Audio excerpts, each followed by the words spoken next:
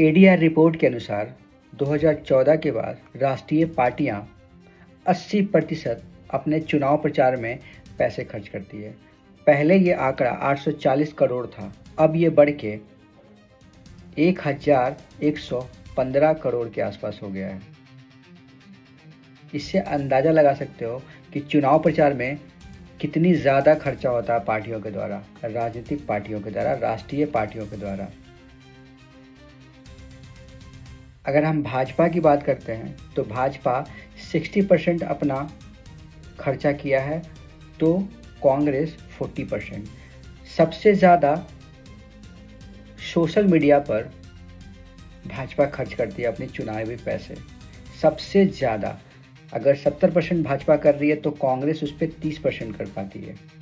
अब इससे अंदाज़ा लगा सकते हो भाजपा चुनावी रैलियों को कितना ज़्यादा इम्पॉर्टेंट मानती है। अभी पश्चिम बंगाल में चुनाव होना है। पश्चिम बंगाल में अगर हम आंकड़े देखें, आपराधिक आंकड़े, तो 40% नेताओं के ऊपर आपराधिक मामले दर्ज हैं, चाहे वो मर्डर का हो या फिर महिलाओं के साथ छेड़छाड़ का हो या फिर किडनैपिंग का हो। ऐसे मामले दर्ज हैं। सबसे ज़्यादा दर्ज है मामला भाजपा के नेताओं पे, उसके बाद ममता बनर्जी के नेताओं पे, यानी कि तृणमूल पे। अब इससे अंदाज़ा लगा सकते हो इतने सारे अपराधी नेता बनते हैं तो खा के देश के लिए काम करेंगे। अब सोच सकते हो, मतलब 40% मायने रखता है, तो इनको तो आसानी से खरीद लेगी। इनकी कोई ना कोई कमजोरी तो होगा। इसीलिए तो दल बदल जो होता है वो क्यों होता है? दल बदल यहीं से तो शुरू होता है, क्योंकि ये पहले से ही अपराधी होते हैं। ये राजनीति में आते हैं।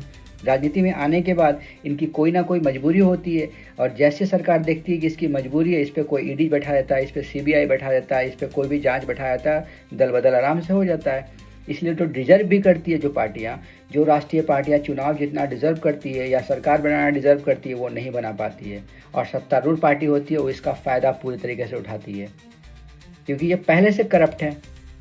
अब आप सोचो, चुनावी जो पैसे हैं कितना ज़्यादा खर्च होता है, कितने ज़्यादा अपराधी चुनाव में आते हैं, तो ये क्या समाज के लिए क्या काम करेंगे? ये पहले इतने जो पैसे खर्च हो रहे हैं इसकी पहले उगाही करेंगे, अपना बैंक अकाउंट भरेंगे, उसके बाद अय्यासी करेंगे, उसके बाद जो पैसे बचते हैं 10-20 रुपया जो बच जाएगा वो जनते पे खर्च होगा। वो भी लीपा पोती में काम होता है। अभी आपने देख रहा होगा कितना सा यूपी में चाहे बिहार में कितने सारे पुल गिरते हैं। क्यों गिरते हैं? परफेक्ट मटेरियल नहीं मिलेगा, लीपा पोती करेगा तो यही तो होगा ना।